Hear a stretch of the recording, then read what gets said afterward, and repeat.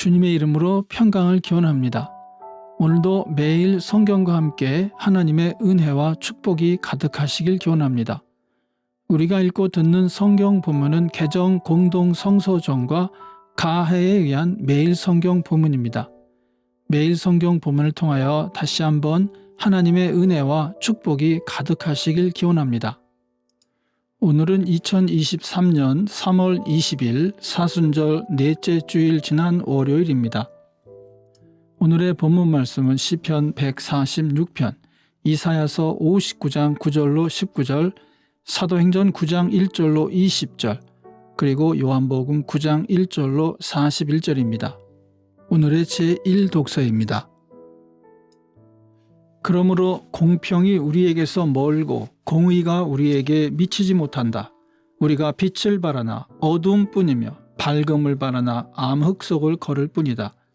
우리는 앞을 못 보는 사람처럼 담을 더듬고 눈먼 사람처럼 더듬고 다닌다. 대낮에도 우리가 밤길을 걸을 때처럼 넘어지니 몸이 건강하다고 하나 죽은 사람과 다를 바 없다. 우리 모두가 고음처럼 부르짖고 비둘기처럼 슬피 울며 공평을 바라지만 공평이 없고 구원을 바라지만 그 구원이 우리에게서 멀다. 주님께 지은 우리의 죄가 매우 많습니다. 우리의 죄가 우리를 고발합니다. 우리가 지은 죄를 우리가 발뺌할 수 없으며 우리의 죄를 우리가 잘 압니다.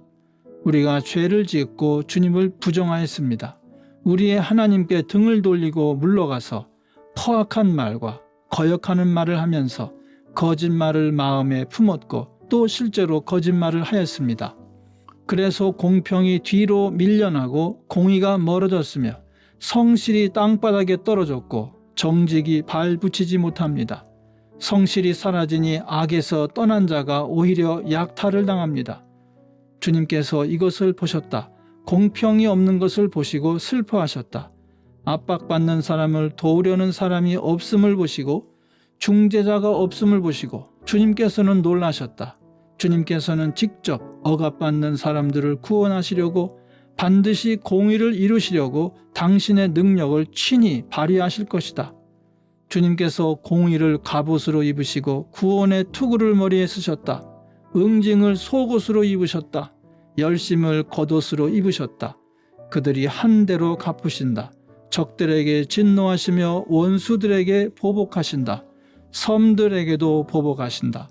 해 지는 곳에서 주님의 이름을 두려워하며 해 뜨는 곳에서 주님의 영광을 두려워할 것이다. 원수가 강물처럼 몰려오겠으나 주님의 영이 그들을 물리치실 것이다. 아멘. 오늘의 시편입니다. 할렐루야. 내 영혼아 주님을 찬양하여라. 내가 평생토록 주님을 찬양하며 내가 살아있는 한 내 하나님을 찬양하겠다. 너희는 힘있는 고관을 의지하지 말며 구원할 능력이 없는 사람을 의지하지 말아라. 사람은 숨 한 번 끊어지면 흙으로 돌아가니 그가 세운 모든 계획이 바로 그날로 다 사라지고 만다. 야곱의 하나님을 자기의 도움으로 삼고 자기의 하나님이신 주님께 희망을 거는 사람은 복이 있다. 주님은 하늘과 땅과 바닷속에 있는 모든 것을 지으시며 영원히 신의를 지키시며 억눌린 사람을 위해 공의로 재판하시며 굶주린 사람에게 먹을 것을 주시며 감옥에 갇힌 죄수를 석방시켜 주시며 눈먼 사람에게 눈을 뜨게 해주시고 낮은 곳에 있는 사람을 일으켜 세우시는 분이시다. 주님은 의인을 사랑하시고 나그네를 지켜주시고 고아와 과부를 도와주시지만 악인의 길은 멸망으로 이끄신다. 시온아, 주님께서 영원히 다스리신다. 나의 하나님께서 대대로 다스리신다. 할렐루야. 아멘. 오늘의 제2독서입니다. 사울은 여전히 주님의 제자들을 위협하면서 살기를 띠고 있었다. 그는 대제사장에게 가서 다마스쿠스에 있는 여러 회당으로 보내는 편지를 써달라고 했다.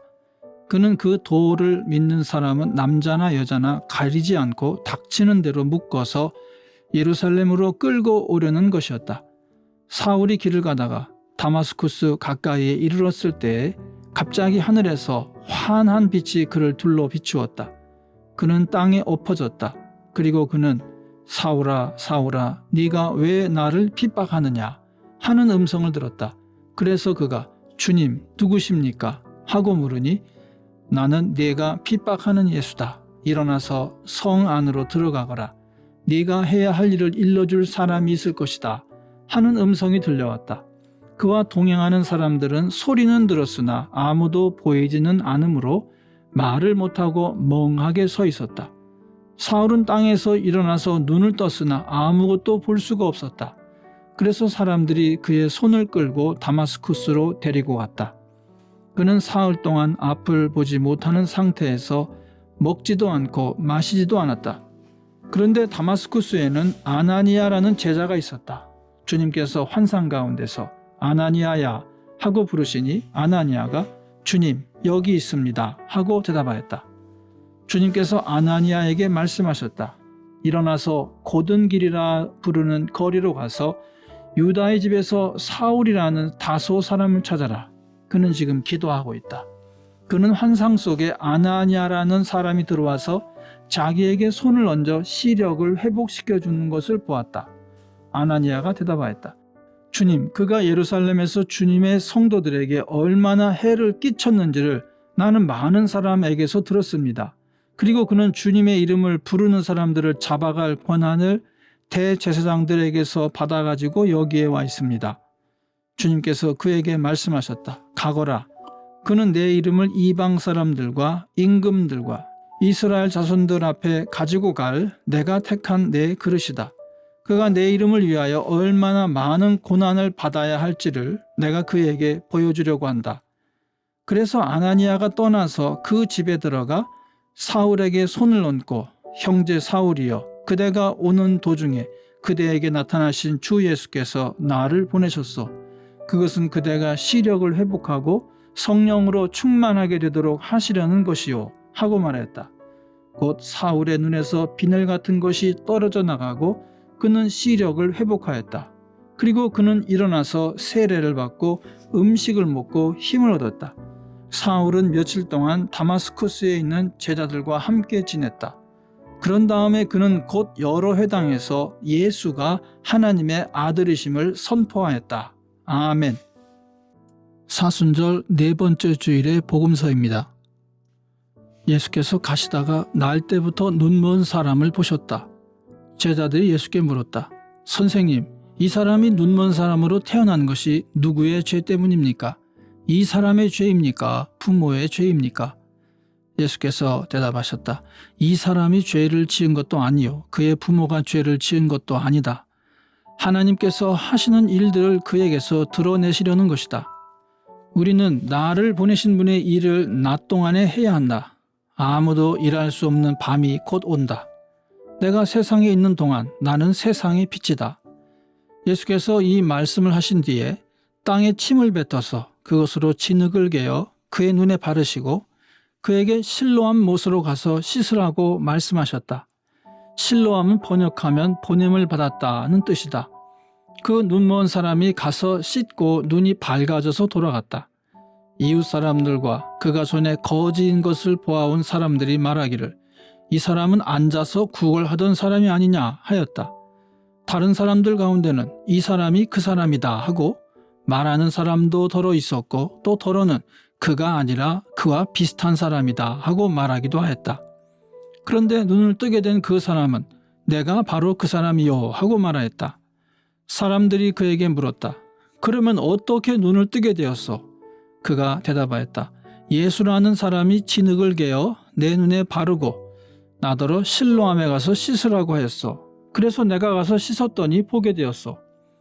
사람들이 눈을 뜨게 된 사람에게 묻기를 그 사람이 어디에 있소 하니 그는 모르겠소 하고 대답하였다. 그들이 전에 눈먼 사람이던 그를 바리새파 사람들에게 데리고 갔다. 그런데 예수께서 진흙을 개어 그의 눈을 뜨게 하신 날이 안식일이었다. 바리새파 사람들은 또다시 그에게 어떻게 보게 되었는지를 물었다. 그는 그분이 내 눈에 진흙을 바르신 다음에 내가 눈을 씻었더니 이렇게 보게 되었습니다 하고 대답하였다.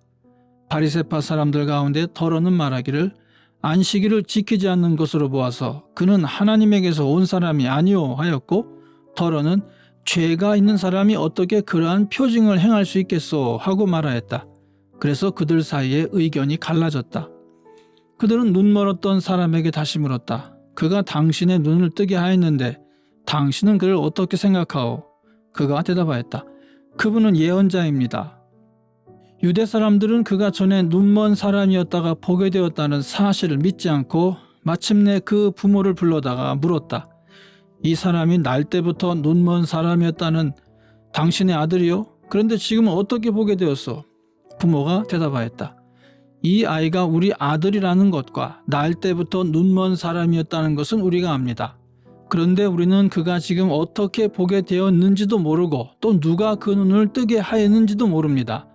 다 큰 사람이니 그에게 물어보십시오. 그가 자기 일을 이야기할 것입니다.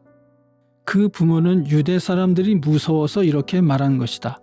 예수를 그리스도라고 고백하는 사람은 누구든지 회당에서 내쫓기로 유대 사람들이 이미 결의해 놓았기 때문이다. 그래서 그의 부모가 그 아이가 다 컸으니 그에게 물어보라고 말한 것이다. 바리새파 사람들은 눈 멀었던 그 사람을 두 번째로 불러서 말하였다. 영광을 하나님께 돌려라. 우리가 알기로 그 사람은 죄인이다. 그는 이렇게 대답하였다. 나는 그분이 죄인인지 아닌지는 모릅니다.